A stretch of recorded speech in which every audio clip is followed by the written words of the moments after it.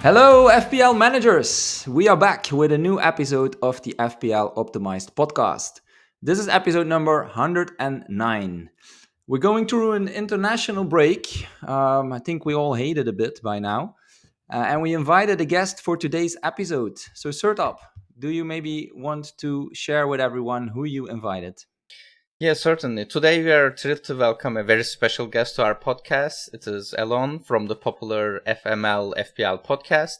Alon is one half of the dynamic duo behind the podcast, a show that has become a staple in the community. Together with his co-host Walsh, Alon has created a unique blend of insightful FPL analysis and its trademark sense of banter and humor. I think that's pretty unique to your podcast. We are excited to learn more about his journey in FPL and also behind the scenes of FML FPL podcast and pick his brain about FPL in general. So get ready for a pretty interesting and fun episode. Alon, welcome to the podcast. Thanks, guys. Thanks so much for having me. Yeah, I'm looking forward to it. Another international break, but this will cut the time out by at least a couple days for me because it's like, oh, I'm still talking about FPL. It's not the break yet if we're on a podcast, right? So yeah, it's the perfect time to have some guests. But yeah, before we start our questions, I just want to ask you the question that I was dying to ask you in person. I'm not sure if you have seen it, Bas, but the other day, Alon sent a tweet saying that 0.6 xg from one chance is much better than having 6 chances, each with 0.1 xg. Would you like to say something about it before I say anything? Well, I got a lot of responses. I have seen it. Most people are just saying you're really stupid. They're identical, which is actually wrong.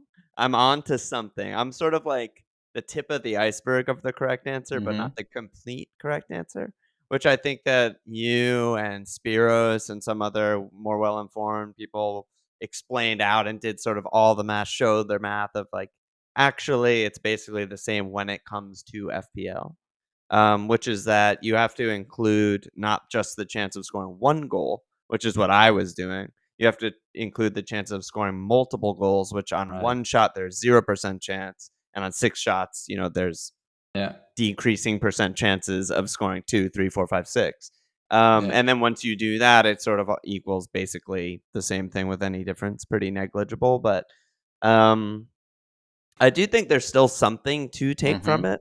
I didn't actually do this follow-up research, but the thing that I wrote back to Spiros, I don't know if you saw this, Sertalp, was while that is true and I've been proven sort of wrong, how many players actually score braces is sort of like an interesting thing I was thinking about earlier today, right? It's like, the guys being captain, your Holland, Salah, Palmer, whatever, like, yeah, they score braces, they score hat tricks, they're the best players in the league, the best attackers in the league at least, but specifically on the episode when I mentioned that, we were talking about Semenyo because he loves to take, 6 bad shots every game. Seemingly that's like his thing. How likely is it actually that he's ever going to score a brace? And like, how much should that factor into my math? Where if my 5-5 midfielder scores a goal, I'm thrilled. Like, I almost think that it is more important to just think of like, if someone's just taking, if you decrease the probability, I think it becomes more obvious, right? If you say 1.3 xg chance versus 6.05 chances, it's like all I care about is one goal if they're getting that little xg anyway, right? So therefore it would be better in that specific example, but it's minuscule anyway. Yeah, I think like in averages they are roughly the same. I mean, if you play the game 1,000 game weeks, then there's no maybe meaningful difference between the two. If you are playing against a person, like you are backing up a player with 0.6 xg from one chance, let's say Holland versus Semenyo with lots of bad shots, then I think then in that case, like you win more often with a bigger xg, but in average, like the outcome should be around the same. So I think our point was more about like there's no big difference between the two, but also like note that xg also has some issues with it, right? Because some of the XG models, they don't consider the defender positions, goalkeeper positions. So sometimes Right. 0.1 XG is not actually 0.1 XG because like you are taking a shot from a bad location. There's a higher chance of you are actually blocked with many defenders. Maybe goalkeeper is in a good position already. So some of them are pretty noisy, but yeah. I think you opened the Pandora's box there and like, I let really people did. discuss.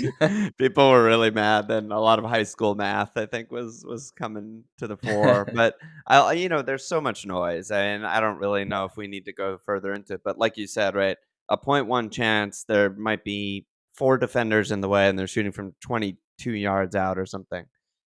That also increases the chance of like a rebound, which in fantasy is a fantasy assist, and in real life is nothing. Correct. Like in real life, that's valued as zero anything because it's not a Mhm. pass. So there's all this other stuff to Yeah. put in. I think in your defense, I was listening to your podcast yesterday, and when you mentioned this, actually it resonated with me. So I was thinking because Now I we're have talking. Semenyo in my team, and you were saying about Semenyo. Yeah, he takes all these crazy shots, and of course sometimes he's lucky and he scores one, but also often he doesn't. And I was like, yeah, there's something in that. And that's maybe because Convince I'm, Bas. the grass manager, and Right. Sertalp and all the other data managers, they probably jump on it and they will say, hey, this is not true. But I think it's a good start of this podcast because I just realized I forgot to say our usual opening sentence. And that's, of course, that, yeah, we talk about data or grass or data and grass. That's always the question we try to answer in this podcast. And I think, yeah, we already made a pretty good start with that, with Yeah, this yeah, discussion. yeah. All right. But before we jump into more of that discussion, let's start first a little bit about your FPL background. So yeah, when did you start playing this game? And yeah, from that automatically we can tell how long you've been playing the game, and maybe also share some highlights in your career as a FPL manager so far. Yeah, and you can also maybe calculate my age, which is getting more scary every year. My first season, according to the FPL website, was the 2012-13 season. All right. So I've been playing Wow. for a long time. This would be my 12th season then, Hmm. if that's true. Okay. Um, I got into it through a new group of friends after college. I moved back to New York. I was living in New Orleans, and they were all big football guys. They played FPL, they watched games, they played FIFA, all that stuff. And through them, I basically got into it. I mean, I remember telling them at the time because they were kind of like trying to get me into FPL. And I remember telling them at the time, like, I'm easy. I'm low hanging fruit. Like I played fantasy baseball, basketball, NFL. I'm into all this stuff. I love sports. I love, fantasy sports. So if there's any like easy target, it's me. And that's what happened. First season I was just like, yeah, I'm in. Let's do it. And I just got hooked ever since. Oh, nice. All right. And any career highlights? Any big achievements so far? Um, I'm okay. I think I have some decent seasons. I don't have any like, top 1K like crazy finishes. I think when early the first maybe 4 or 5 seasons I kind of lost interest, gave up after a Right. while just because I didn't know that many people playing it. There wasn't like a Twitter community or Discords that I'm in, Right. and stuff like that. You just lose momentum. Yeah. Um, I think my best ever finish is still the 15-16 Leicester winning the title season. Okay. And that season, I started with Mara as game week 1, who is a Uh, completely unknown 5-5 mid. And I think that I've just been like, sort of riding the coattails of that great decision ever since. That's probably my best ever game week 1 pick, probably. okay. Yeah. Excellent. So I have a question about the time you started playing FPL, by the way. So at that time, were you already watching like football or soccer, or Not not really. really? Hmm. Other than World Cups, I would say no. And Okay. World Oh, Cup has always been sort of ever present in my life. Like it was always like, oh, it's the World Cup, time for me to care about soccer for a month. But other than that, I mean, I really cut my teeth on fantasy baseball, fantasy basketball, eventually fantasy American football, before coming all the way back around and being like, wait, soccer is great, football's great, and getting into it that way. I think that's a pretty unique background because Yeah. most of the people Yeah. I have met, they are either like football fans, they get into fantasy, or like us, they're into mathematics, and they're like, okay, we can dominate this game. Let's show how it's done.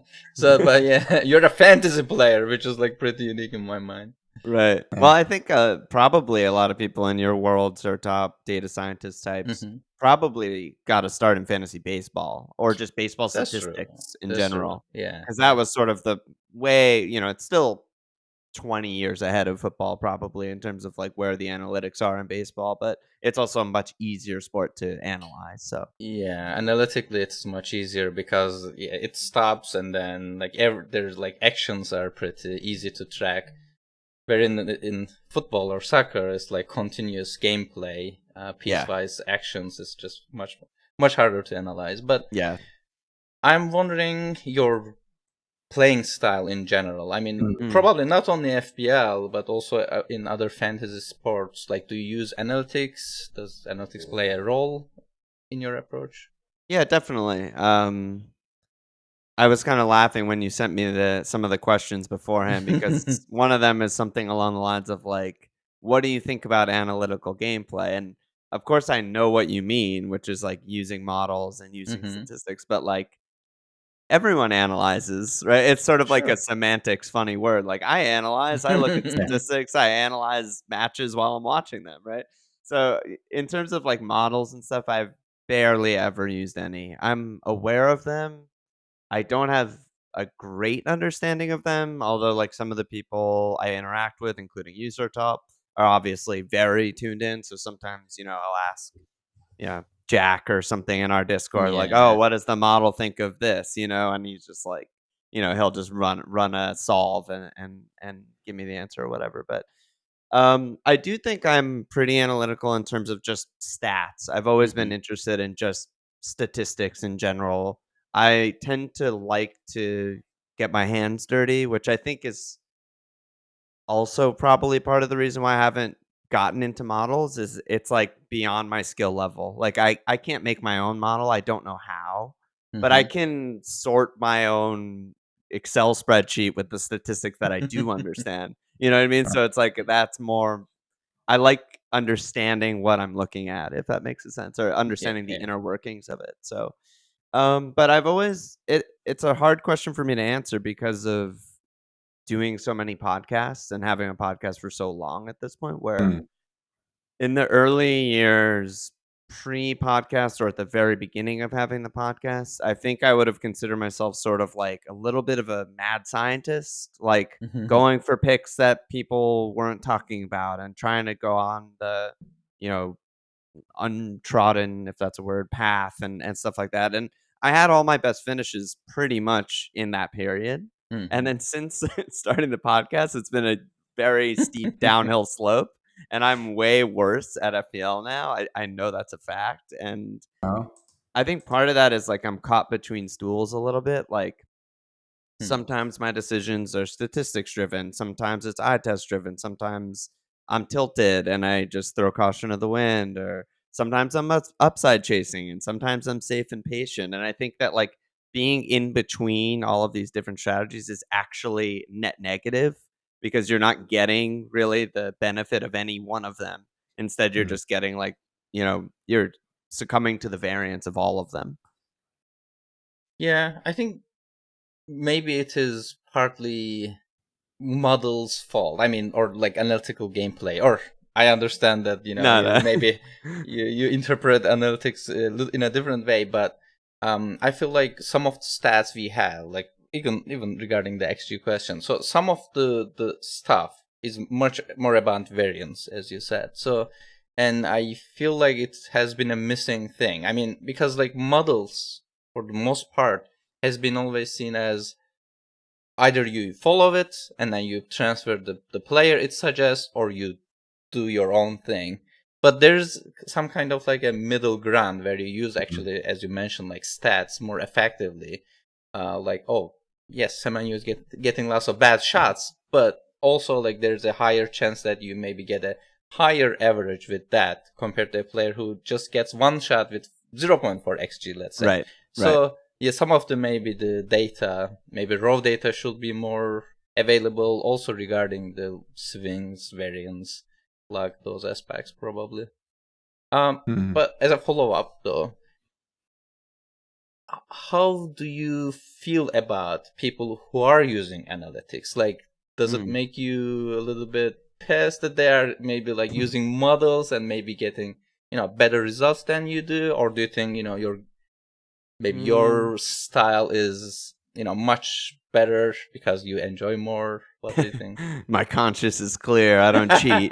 No, no, I'm just kidding. I don't mind. I think it's actually, if anything, I think it's interesting. I think it's just interesting to have another point of view. I mean, if we ever got to a stage where ranks 1 through 10,000 in order were all model users, Mm-hmm. I wouldn't. No one would play the game anymore, right? It would be Yeah. completely solved. But Yeah.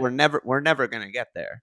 And that so for that reason, I think it's just interesting to have sort of another point of view. I don't think any style is 100% good or 100% bad, and therefore, like any other perspectives, I think is just interesting and another piece of data maybe to cloud my judgment or something like that. But I don't think it's a bad thing to do. Yeah, I No. have a follow-up question on that. So, how about in fantasy baseball and others? Mm, Because like I often boldly claim that football is very unpredictable. That's why models are not always working. And Mhm. baseball, we mentioned maybe is a better like sports in terms of analytics. Do you see that if analytics managers dominating those kind of games?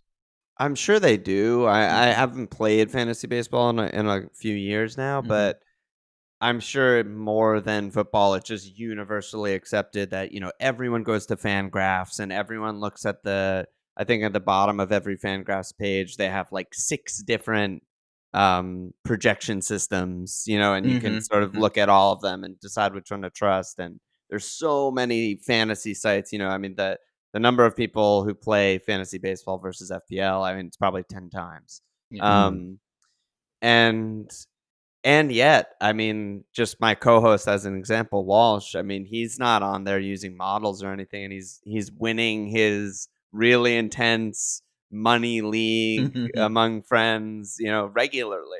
So I still think that sport, and part of the reason we all love it, right, is Yeah. there's Yeah. so much unpredictability. No matter how much it feels like, oh well, Fangraph says that this guy's the best, gonna hit the most home runs. There's still so much other magic fairy dust that we can't account for in the numbers, that it still will never be 100%, even if it gets, closer to there on like a parabola or whatever. Yeah. Yeah. Okay, great. Great balanced answer. I think you and I are thinking similar about this. I think so. I think so. I'm also not really an analytics manager, but I also don't mind that people use it. And like last year's winner, Jonas, we had him on the pod, and Mm, he, he talked about using analytics and data, and that's why he thought also he had such a good season last year. And fair enough. I think this year the analytics managers maybe struggled a bit more at the start of the season, but as we can see also from Sertalp's rank, it's quickly improving. So I think the analytics managers are coming back.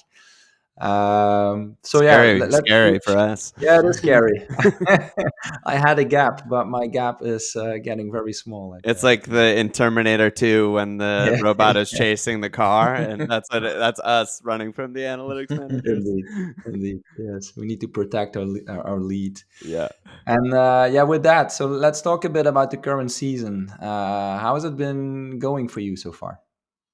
Okay. I think it feels a lot worse than it is. I think, a lot of people, my rank right now is 981K, and I think most people listening is probably like, "Oh, you're totally fine." Cuz that is fine after 11 game weeks. There's still Mhm. so much to play, and I'm close enough to other people, and I haven't used triple cap and all this stuff, but it Right. feels way worse because in game week 8 I was 190K. Mm-hmm. Ah. So I've dropped 800,000 places in 3 game weeks. Yes. Going into international break on just a sea of red arrows and feeling Yeah. awful about all my picks and all my decisions. So Yeah. feeling pretty bad right now. Well, again, we're very similar. Yeah. What was my highest rank? I think it was 45K or something like that. Oh, So Yeah, we were man. really doing 45K. well. But Yeah, now the last 4 game weeks have been quite bad. Oof. And probably it's the you have same to see reason for the first. both of us, because I think you also don't own Salah, do you? That's it. That's the Yeah, whole that's it. beginnings, middle, and end. I don't own Mo, and I still own Holland. That's it. Yeah, same here. Yep. So that was actually my next question. Any decisions you regret? So maybe this is the one already, not owning Salah. Well, it's worse than that because I started with him game week 1. Oh, And so it's not just not owning him. The worst decision is getting rid of him. And I think that the lesson yeah. that I'm trying to take away from that is just form is real. I mean, I don't know how much it matters or how little it matters, but the fact is, in game week 6, when I was wildcarding, I mean, he was absolutely flying, as good numbers as the best season he's ever had. Liverpool looked great. He looked great. So I Yes, got rid in anticipation of Palace, Chelsea, Arsenal, Brighton, Villa.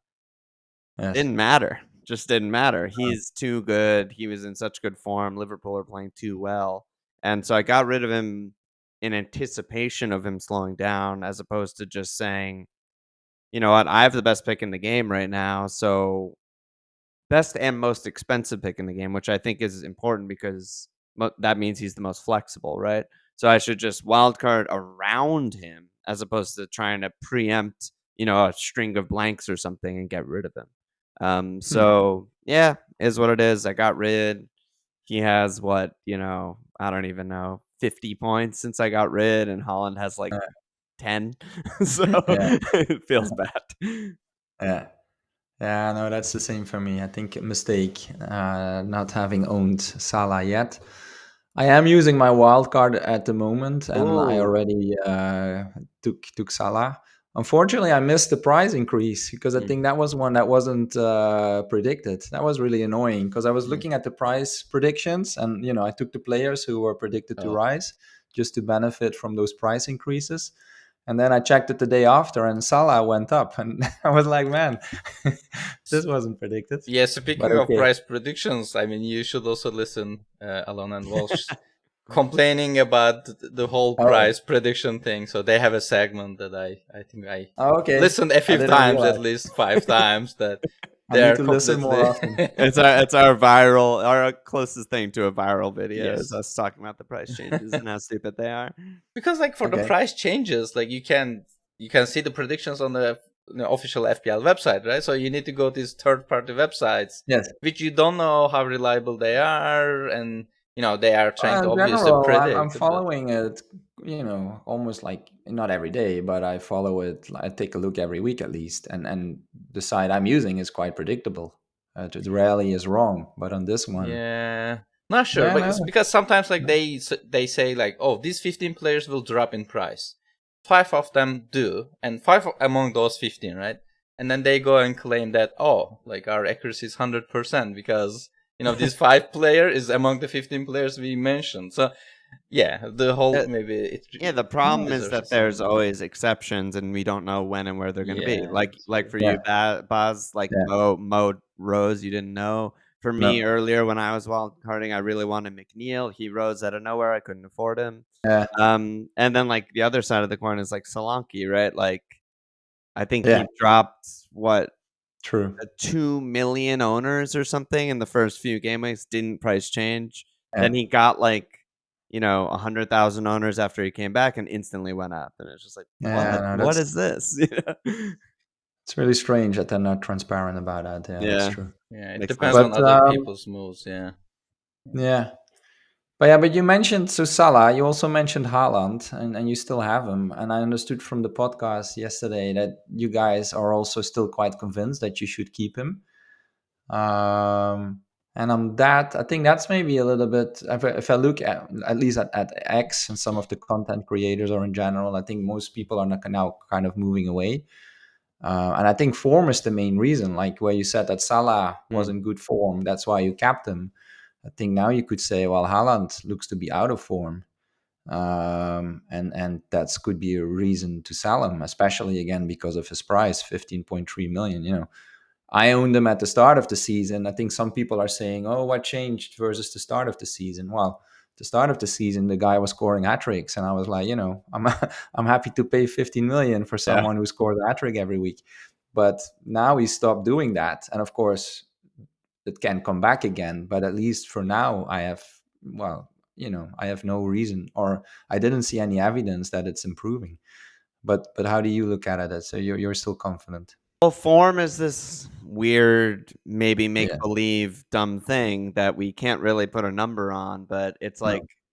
because someone's out of form until they're in form, and they're in form Yeah. until they're out of form, right? So Yeah. like, and also, what does form mean? Does form mean finishing the chances, or does form mean getting the chances, which is a more repeatable skill than finishing, right? Because if it's the latter and it's getting the chances, he's in the best form in all of Europe. All he does is get 2 XG every game and 9 shots, right? And he's just not finishing them. So I would argue that, like, the finishing will just come around eventually because not just because historically he's a great finisher, just on average, even if he was an average finisher, it'll come around. And the Yeah. form part of it is he's still getting huge chances, right? So, like, if he was getting, 1 shot a game and it was from Semenyo range, I would be way more concerned. He would not be in my Yeah. team. I'd be Yeah. like I'd be saying on the podcast saying, "City are broken, Holland's not getting chances, and I don't want that player." But I feel like I'm on the side where holding him right now is he has a hat trick around the corner. I'm not gonna bother trying to predict when that is because I don't think fixtures even matter for him that much, him and City. He has a hat trick around the corner, and then everyone's gonna take a, -8 to get him back in their Yeah. team. And as soon as that Yeah. happens, because that's the form threshold's been crossed at that Yeah. point, right? So, the way I see it is that, like, he is the easy way to get Mo, and I think that's why a lot of people are just, like, surrendering to Mo, like, "I need Mo, forget about it, Holland hasn't got me points in 5 weeks," or whatever. But I think it's a mistake because I think it's short-sighted, and I think that very soon, whether it's next week against Spurs or in 3 weeks against Palace, whenever it is, he's gonna score 3, and everyone's gonna be like, "Oh my god, why don't I have Yeah. Holland?" And No. it'll be explained out for different reasons. "Oh, I got rid when he didn't have form, and then Kevin De Bruyne came back, I got him," but Right. the real reason is just ball went in the net because I mean, if you include Champions League, which I'm doing, just his last 5 games, I mean, Yeah. the shots are 9, 8, 5, 4, 7, and the non-penalty XG is 1, 2.3, zero point 0.9, zero point 0.6, 1.4, and he could have braced or even hat-tricked in all of those. Yeah. And then every single person would own him, right? So that's kinda Yeah. how I'm seeing it. No, that's true. But for Yeah. me, the finishing is also about form, to be honest. So Totally. that's maybe where I disagree a bit. I think about, well, when I play football myself, of course, completely different level. But I do know the feeling when you're really feeling good and you're feeling in form. Then if you get a chance, you'll finish because you're like, oh, yeah, you're feeling great. But if you're not feeling too good, then and you get a chance, you start to doubt and like oh, Yeah. I need to score. Oh shit! So I'm Yeah. not just saying Haaland is like this. Of course, Haaland is the robot. But if you do look at the last couple of games and the chances he's been getting, usually he scores those. So I'm Yeah. pretty sure also in his mind it needs to, yeah, probably is it's doing something. Yeah, But it's so noisy, right? I mean, I'm sure yeah, Sertalp, I Yeah. cut you off, sorry, but you're No, no, gonna it's add to the same idea, but right, I mean, then it comes the question then, if because I agree with you, is then what are we evaluating? Are we evaluating if the ball went in the net or not, or are we evaluating how well did he strike the ball? Because my argument would be he struck the absolute bleep off the ball, and it went off the post and into the keeper and off the post again. And you can't even do that if you tried. You're right. yeah, And like he's hitting the ball hard, he's hitting the ball in corners, and keepers are making yeah, saves or it's hitting the post or whatever. So to me, I'm like, the finishing is there. Like he's still striking the ball how he should strike the ball. He's still Yeah. getting to the ball when he should get to the ball. And all of Mhm. these things just hasn't gone in the net, which is, FPL and football is this super high variance game where all that Yeah. matters is if it went in the net or not. So Yeah. Yeah, no. Fair enough. And I must admit, like now selling Haaland it also feels like a risk because, yeah. well, I mean, the Spurs game is coming up, but I think it's actually a good game for him. And maybe, as you said, KDB could be back. And but anyway, the thing that also is kind of for me a reason to do it is because there's so many other options now, like in Yeah. attack and midfield. So I really don't mind to spread it. But indeed, I think there are, in 2 weeks from now, I might think about it differently. So, Well, as long as you have a plan to get him back, it's probably fine. I mean, I don't know how many frees you're gonna have, but if you really want to three. go away, just make sure you're a double move from getting him back or something. But I think I'm not on wildcard, but I think I would probably start with Holland, Mo, Palmer, and see if I can make a good team around that. But Yeah. that's just me. Okay. Good point. Yeah, on the form aspect, I just want to say something very small.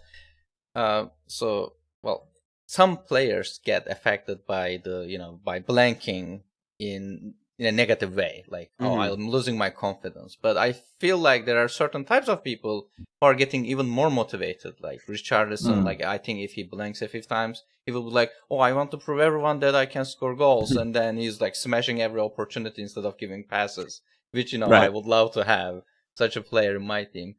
But yeah, so I think in FPL or in football, like there are measurable stuff and there are stuff that it's really hard to it's really difficult to measure, or like there's practically no Yeah. way of doing it.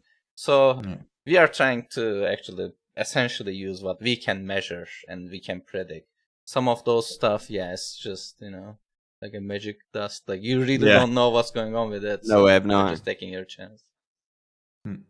And it's interesting when you apply it to your own life. Just to think about it for one more second, right? You go to work in the morning, right? You slept badly. You spilled your coffee in the car. You did something that has absolutely nothing to do with your work, but it's going to affect your day. Sure. I'm going to work less effectively at my desk because I had a bad night's sleep and I had a bad morning. It's similar. Like there's so many things that we don't know Yeah. Mm-hmm. about, like, say, Holland as an example, what's going on in his personal life, or like how did he sleep last night? And we'll never know, and there's no way Yeah. of knowing.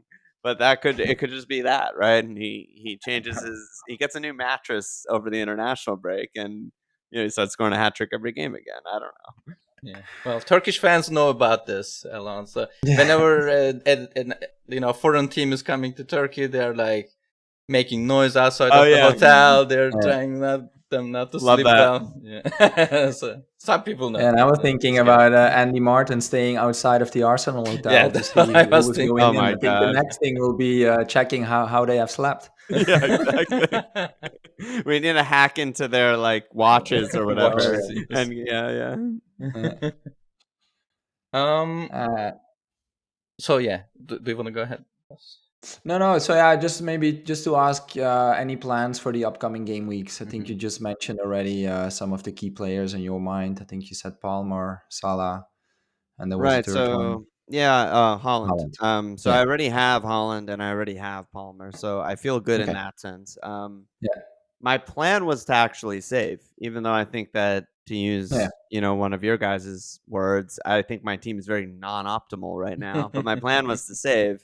Now I'm looking at my team. I have no Mo. I have 5 yellow flagged players, and I have Ah. Trent, who might, who knows about Trent? He Oh might yes. be out 2 weeks Yeah. or 8 weeks. Um, so I probably will make a transfer. I just don't know what yet, and I'm happy to wait until Yeah. we're closer and have a little bit more information. Yeah. That The makes big sense. question for me is, am I gonna completely sell out my team and my team structure to turn Foden into Mo, or am I willing to just go without Mo for a little bit longer, and he's not gonna get you know 14 points every single game? It's not possible. That's my question. I mean, are you guys completely in the camp of, like, if you don't have Mo, you're ridiculous and not playing the game correctly, or what do you guys think? Do you want to go first, Bus? Um, Yeah, well, as I mentioned, maybe it's easier for me because I still have my wild card, and Yeah. I'm quite happy that I kept it. So for me now, yeah, it's an easy switch, and I'll bring Salah on board. So my regret is that I didn't do it earlier, especially as I was at Anfield 2 weeks ago. Yeah, that's the reason to do it. It could have made my day even better if I had him then. But as you said, I was looking at the fixtures, and I was also comparing to Haaland, and I was like, okay, I can go without Mo, and I'll keep my trust in Haaland and Foden. By the way, I also had Foden. But I just lost my confidence a bit in City. Yeah. They've been losing a few games, which is really unusual. I think Pap was even saying that they kind of gave up already. Well, that's not what he said, but it sounded like he Yeah. was saying, well, maybe we won't win the championship this year. It happens. Um, so, yeah, no, for me, I think now I need to have Mo, just also because Liverpool is doing so well, and I think Mm. he's the consistent player in there. Sertalp, you? Salah? I'm not sure. Yeah, I mean, for certain teams, I believe that it is maybe optimal to go without him. But well, obviously, like his projections are pretty high. He was, optimal captain 4 out of 8 weeks when we were checking, last week. Right. Yeah. So from that point of view, like Salah and Palmer, they were covering like captaincy pretty good. They were giving pretty good, like projected points, and the rest of the team looked nicer when you don't have Haaland. Yeah. But that's not to say that it's wrong to go with Haaland. I mean, Haaland also missed lots of chances, as you guys mentioned, so that it Mhm. was kind of a little bit unlucky for the owners. But you know, from my point of view, it is actually better when people panic and then they start switching these premiums, right? Because they sell Haaland to get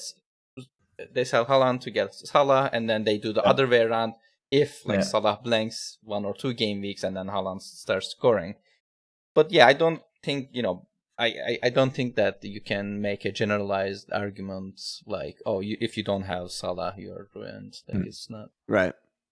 Yeah, Okay. that's the thing I'm struggling with because obviously it's been so bad, but that's what already happened, right? Like Right. that's not necessarily what's going to happen, and Yeah. No. separating those two, I think, is difficult when it's Yes. pulling on your emotions, and Agree. everything Yeah. feels bad. Exactly. Exactly. Yeah, It's yeah, difficult.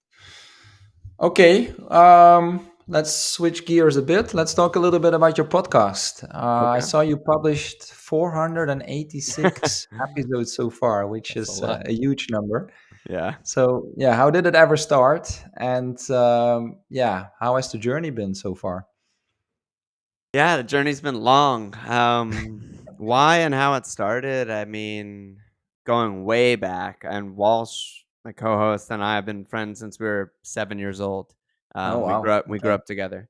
Yeah. So we've kind of always overlapped in terms of like sports and interests, and I was playing video games competitively. He was playing Magic competitively. We've always kind of been, even as young kids, aligned in this kind of like game and sports and fantasy games and stuff like that. And in a weird way, I guess when you think about it, we've been practicing our whole lives for the podcast, right? We've always been talking about fantasy sports, talking about sports, listening to the same podcasts and all that stuff. And then, fast forward to after college. And I mentioned already how I got into FPL, and then I was actually on a trip with Walsh, and I was maybe 1 or 2 years into FPL already, and I was the one waking up at 7 in the morning to watch my Captain Bale, and I had Michu, and he was he's a natural early riser, and he was waking up with me, and we were watching,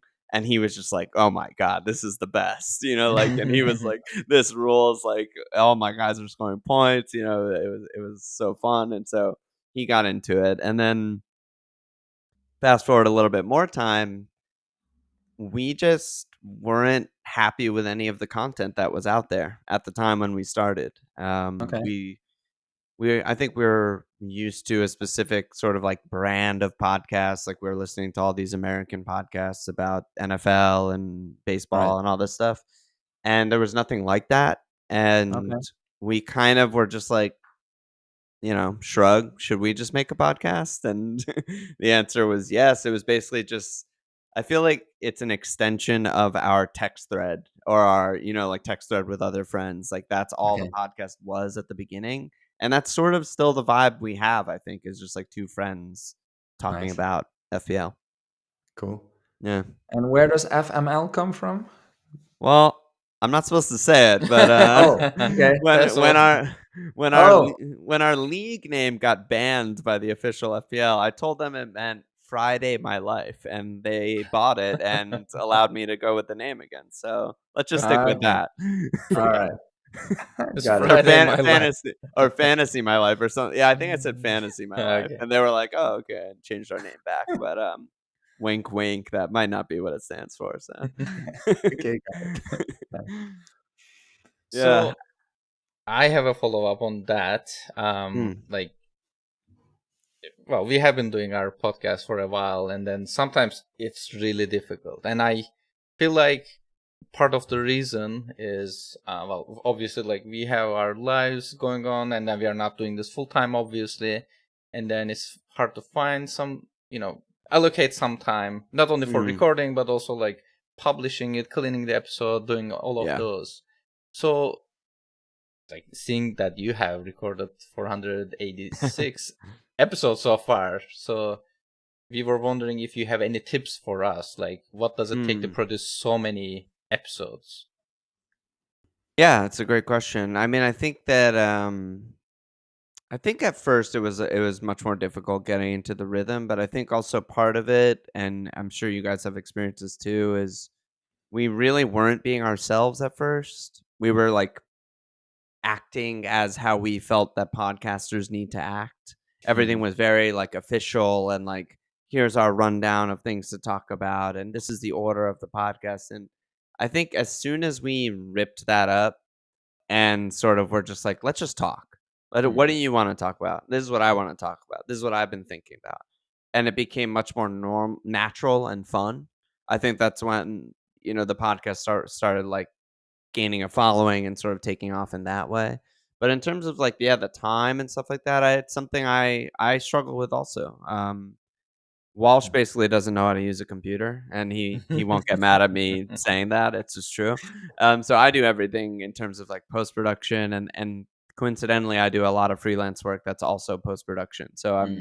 I'm very comfortable with all of the audio cleaning up and editing, and I do it really fast and stuff like that. But I think that the thing that I have trouble with is I want to spend so much time researching before a podcast and preparing for a podcast because it's never ending, right? There's always another video you can watch. There's always another article you can read or another Yeah. some more stats you can look at. But you have to have just like hard lines of where to cut off and I think when you're in school, back when we were in school and, like, you didn't do the homework or something and the teacher calls on you and that feeling of just like, "Oh my god, I have no idea," and you just have to, Yeah. like and that's such a bad feeling. I think part of it is me trying to, like, avoid that feeling as I was such a bad student, but once you sort of accept it and your listeners are obviously gonna be accepting of it and just say, like, "Oh, I didn't watch that match. Boz, what'd you think of that match? I missed that one." And that's totally fine. Mhm. Everyone knows that you have Yeah. lives and you're busy and you have time. I mean, time is limited and all that stuff. So, yeah, I mean, I guess, yeah, do those count Being as yourself. tips? Yeah. Yeah, Yeah. yeah, yeah. I mean, it's not anything special, but it is advice that I often give to other podcasts is just like that question that you're gonna ask is fine, but make it more casual and like how actual people talk because that's what people wanna listen to, right? I'm not Yeah. trying to listen to a textbook. I wanna hear No. your guys' conversations and thoughts and stuff, yeah. No, that's true. And yeah, we do prepare some script, or maybe not script, but a kind of a order. Mm, So you're right. I mean, there goes a bit of time into that. But I think the main reason we do it is that also we're quite conscious that we don't want to talk for too long, right? right. We kind of want to limit our podcast to 30 minutes, and I think we feel like if we don't think about the order in advance, then indeed we might keep talking, and then it Yeah, might be another 60 or 90 minutes podcast, which can be totally. a choice as well, of course, because I think we also had some feedback at the start of the season when we were going to, let's say, we did some 20-minute podcasts, and people were saying, hey, we missed the longer versions. Mm. But it's also to make it a bit easier for ourselves, to be honest, to See, and again I to sort of think loosely that's the best stuff when you do let yourself just go on tangents and stuff. Like to me, that's the brown bits at the bottom of the pan after you cooked your chicken, and that's like actually where all the taste is absorbed, and it's like, oh man, you got to get that stuff. Um, and that's the funniest stuff and the most like genuine stuff, and so I would never dissuade someone from going on those tangents. And what happens is an hour hits and Sertalp, you're like, well, I yeah. had another projections thing I was going to show, but we ran out of time. And you know what your fans are going to say? All good. It's a great pod, great episode. So that's kind of how I see it. Yeah, Okay. I think from my point of view, the reason why we sometimes have a fixed content is I have lots of like imposter syndrome when it comes to Mm, podcasting, because I feel like everyone knows about football much more than I do, and they know about the fantasy in general too. So my only thing that I trust is the models and optimization, mm, and but like it is really hard to talk about those things. Like what am I yeah, gonna say? Like use optimization. So you need to make some research. You need to check different data sources. You need to bring them together. But sometimes Bas also knows this, but sometimes you bring everything together and then you suddenly realize one of the models didn't update their projections. So they right, have one of the highest projections.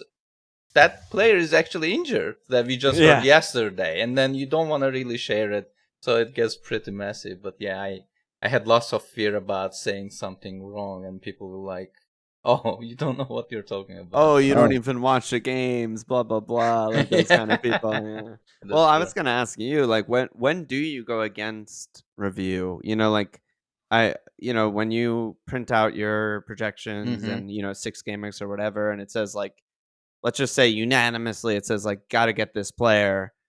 In what situations would you say, actually, I'm not gonna get that player. I'm gonna do something else? Yeah, so it's good to remember that these projection models, they are the average, right? So Mm, you're saying that like if I again play this game 100 times, like if I repeat this game 100 times, this is how many points this guy is supposed to get in mm, average. So there are two main reasons why I can go against a projection model that I follow. The first one is, well, obviously, if I don't really trust the projection, because sometimes, like in review, you can see that a player has lots of projected points, but because like review or maybe the other model makers, they think that guy is on penalties, and that's not the mm, case. You think that model is not haven't been updated properly, so that in that case you're like, no, no, no, this guy, I don't think this is a good idea. I will go against it.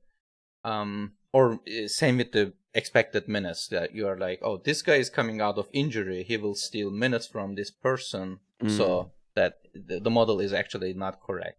And the second reason is maybe model is correct, but again, it's the average, it's not the distribution itself, right? And right. if I am actively chasing like against Bus, so for example, like if I'm trying to beat him in my mini league, and then the model is telling me to hmm. buy one of his players, then I'm kind of like reducing my variance, and Yeah. his chance of winning is going up Right. by buying the same player. So Right. I need to actually differentiate myself from him. Like if Boss is playing optimally, I can't really do the same thing, right? So the then the definition of optimal actually changes, because I'm Yeah. trying to maximize my probability of winning, not necessarily average point I'm going to collect. Because if I'm always going to be 2 points less than him, suppose like on wildcard we selected the same team and I Right. am behind him. Suppose we did all the same transfers because he's also Yeah. using an optimization algorithm. That doesn't make too much sense. So I think Yeah. there are legitimate reasons to go Mm. against the projection, but again, they're also a little bit data related. As long as your data is correct and you're able to measure it correctly, your probability of winning, I think then you can, maybe even like fully automate your decision making process, but we are not there yet. Yeah, yeah.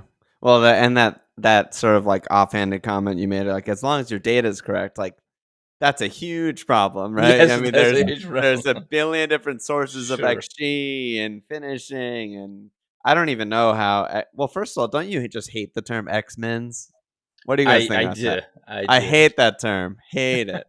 It makes like literal sense, like the word expected minutes makes sense for what they want. But in terms of Mhm. XG, that's not what XG means at all. Same with expected points, right? I Yeah, mean, same with expected points. So, God, yeah. But anyway, but how are X-Mins calculated? I mean, is there someone just sort of adjusting it week to week based off of like press conferences and their minutes recently, or like because sometimes like I'll argue with someone in our Discord or whatever, and they'll say, like I have Darwin in my team. No one in the world has Darwin, and I just love him, so I just got him. Whatever. It was a bad pick, but someone will DM me and say, his X mins on FPL review are 40 minutes or something. And this was the week when Jota got hurt. And I was like, "Oh, that's stupid. I mean, his X-Men should be like 75 minutes. He's going to start every game." Um, how does it work? Like, how does it actually change?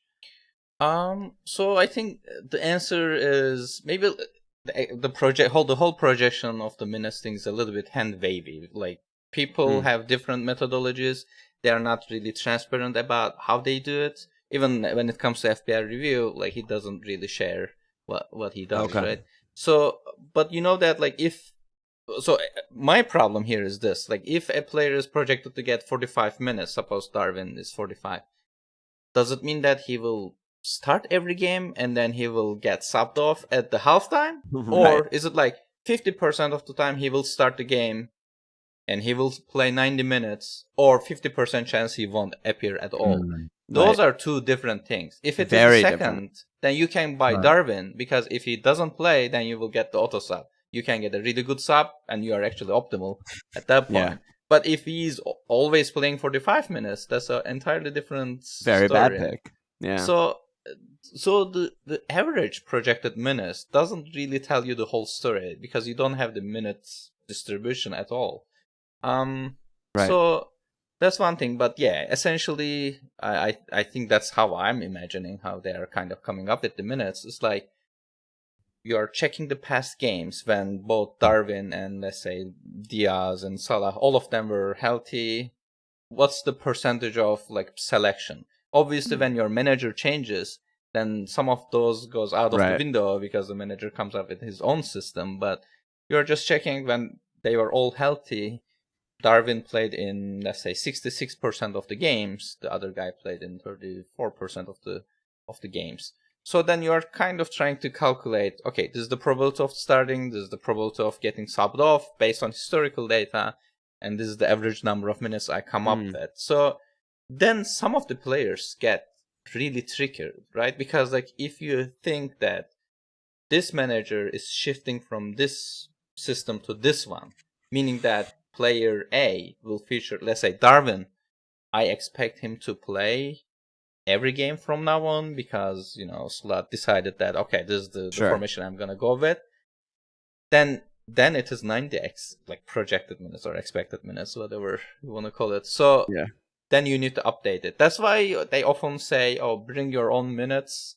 Don't use the default minutes. But then it's like, as you mentioned, it's like a homework. Then if I don't do it, if I solve it, I get a solution. I'm like, am I doing this wrong? I'm never Another getting reason there. for me to not do it, but also I just wanted to say really quick, you'll probably find this funny, and it shows how out of touch I am. I thought you were FPL review, Sertalp. You used to ask me about I've this. always thought that. I'm like, You oh, asked- Sertalp made FPL review. That's what it is. But Maybe news, yes. news to me. No, I have no relation. All right. A final question about your podcast, because I was looking at the website today, and you might be the only podcast which has its own glossary. So where did that come from? And because actually I was listening to your pod yesterday, and for example, you were saying Brandham instead of Brantford. So Yeah. is that just for fun, or what is it?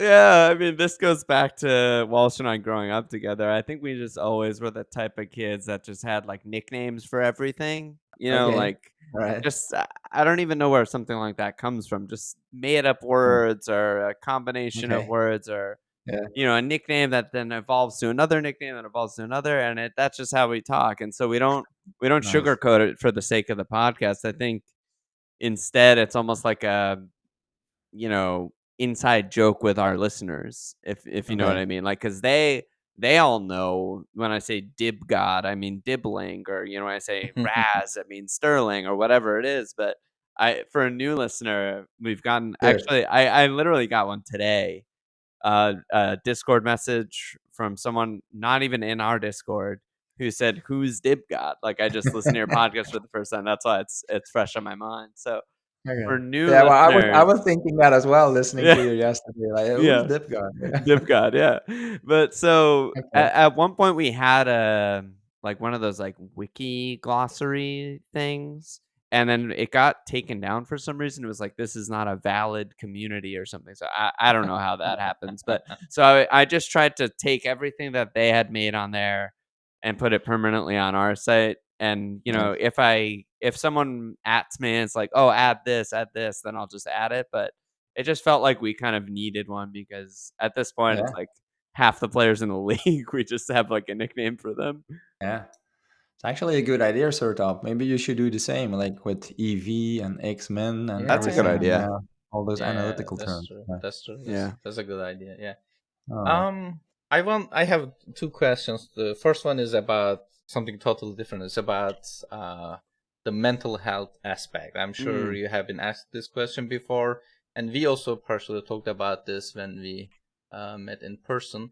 But and I also know that you guys sometimes like rage quite a bit in your yeah. episodes. So do you like it? Does it ruin your weekend when you have a bad score? How do you deal with the mental aspect of the game in general? Yeah, I think well, for the record, I've never been asked this because I'm not a guest on many other podcasts. So, thank you for asking me and Sure. having me and stuff. But um yeah, it's a hard one to answer. I think that a lot of like how I feel about a game week depends on sort of what moves I made, what moves I didn't make, and what moves other people made and didn't make, if that makes sense. So, Mm-hmm. for example, let's say I'm talking about Chris Wood all week. He's the best pick in the game. Everyone should have Chris Wood, blah, blah, blah, blah, blah. And then I get Darwin, which is what happened in Game Week 9. And then Chris Wood scores a brace immediately on a Friday. I'm feeling really bad. Like, all I'm thinking the whole week is this: I'm so stupid. And like, I think that that's sort of a theme of why I'm worse as an FPL manager now is like I'm a bad FPL manager now who gives good advice. I think that's just like that's my calling. I like people can DM me their teams, I'll give you great advice. But when it comes to managing my team, I overthink it. I do stupid stuff. I do get guys I want to get and yada yada. So it can definitely negatively affect me, but I think it used to probably a lot more than it does now. And I think part of that is just experience of bad things happening. Only concerning myself with what I can and can't control, or only concerning myself with what I can control is what I mean. Focusing more on the Sure. process rather than the outcome, which I think is, a lot of Twitter toxicity and dumb Mm-hmm. Twitter takes are just like purely the sequence of outcomes is all of the data that they're using in totality, and that's just not how I think about the game anymore. I'm sure there Yeah. was a time when I used to, but I don't anymore. I think it's wrong. Yeah. Um, so I also think that people only notice luck when things don't go their way. Mm-hmm. Right? Like we were saying on our recent episode, right? Like it's not lucky that Salah got these points because he's a great player and great players get points all the time. But it is unlucky that Holland has no points. Mm-hmm. Hmm. Right? Like those two things can exist at the same time. But when you're Yeah. doing well, and when I say I mean, randoms on Twitter and YouTube comments and stuff who are, DMing me or whatever. When people are doing well, they don't realize the luck that went into their doing well. They just accept it as, "Oh, I'm great. My team's great. I made a great pick." But when you're doing badly, you start to notice the luck and see things more clearly, and I've spent a lot of time in my life doing very badly.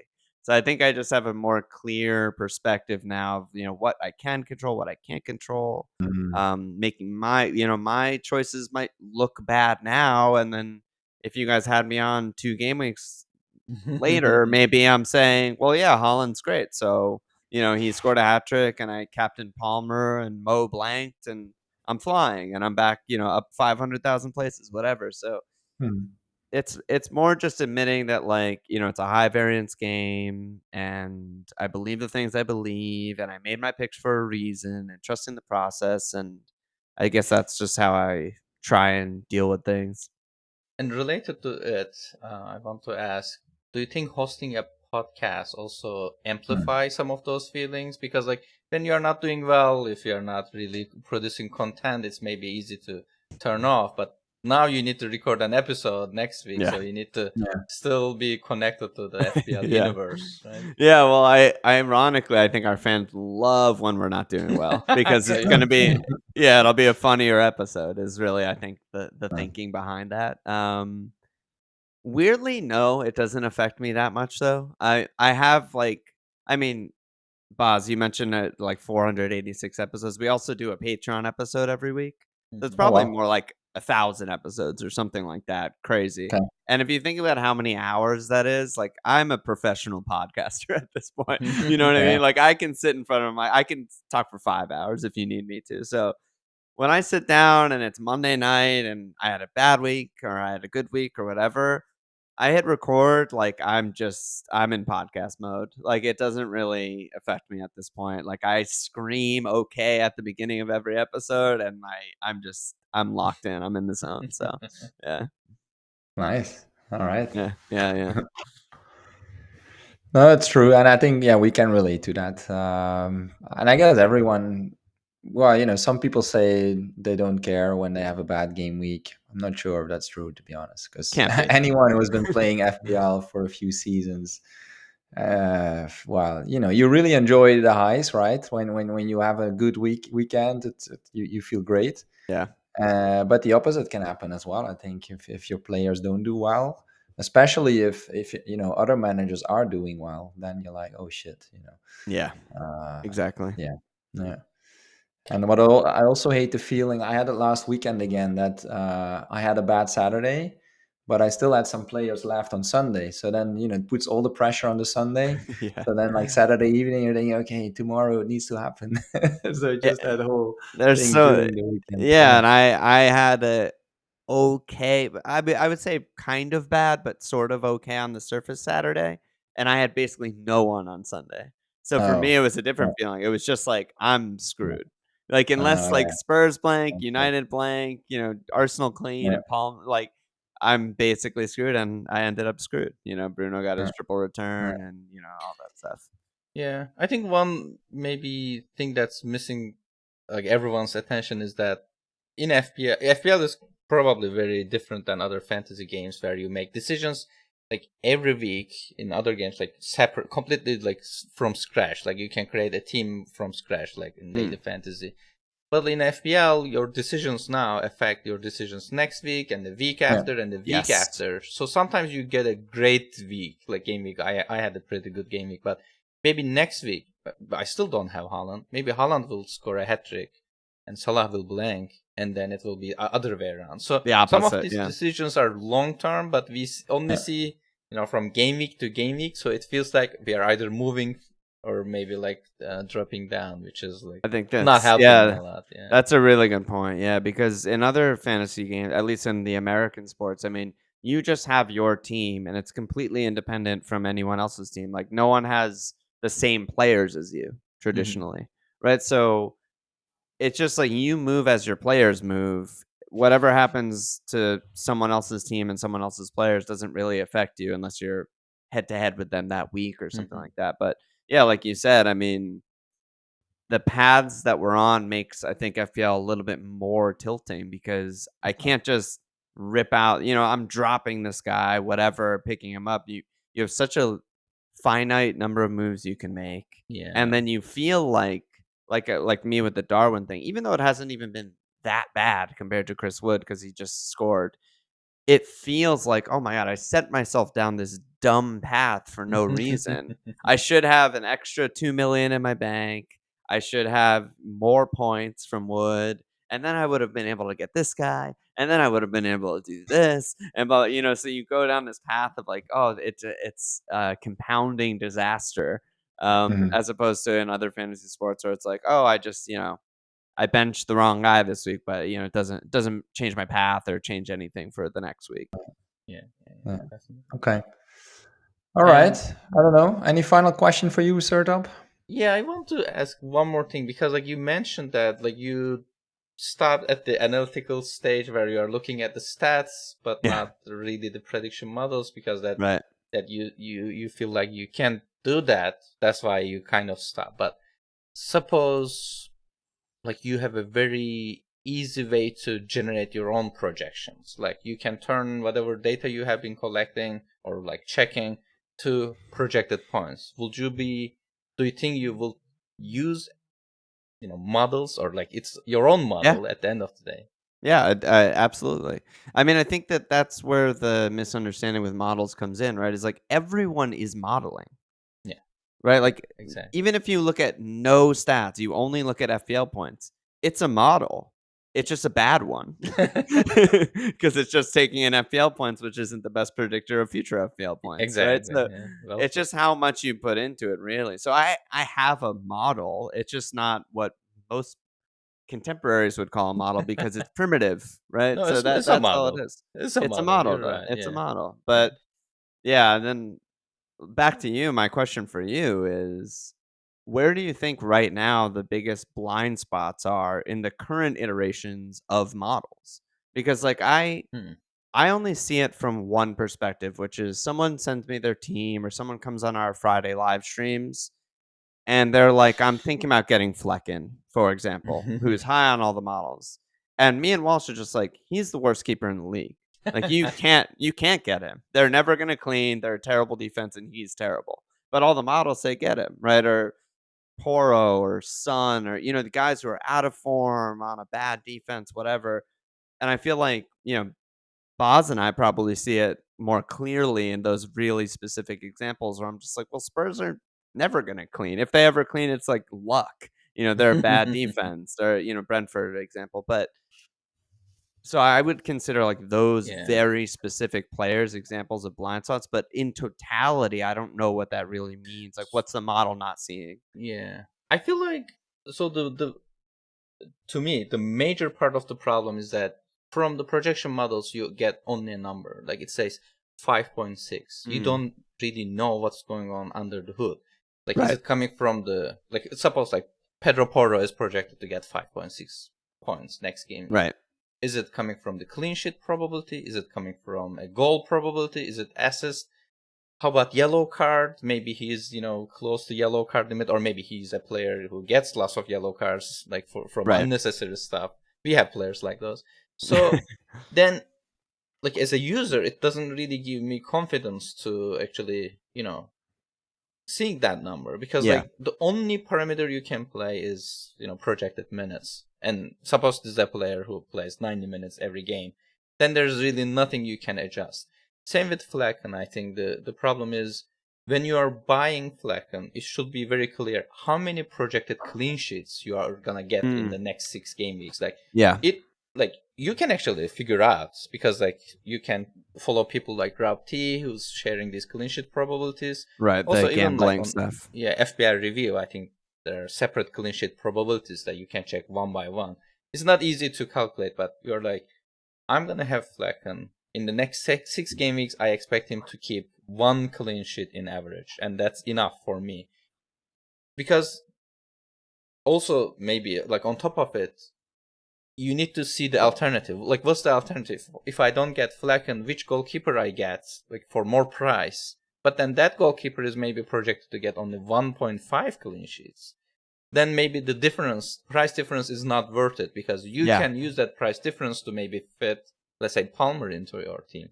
So some of these decisions are quite, like, I will say, like, quite complicated. Like, since you have a limited budget, so everything affects the other stuff. And also, one problem with optimization, I talk about this all the time, is when we optimize, we are optimizing a very optimistic scenario. It's like you think the projected points will stay the same, prices won't change, everything will stay the same. But like you mentioned to Bas, like, if you are dropping Haaland, make sure that you have a way to get him back.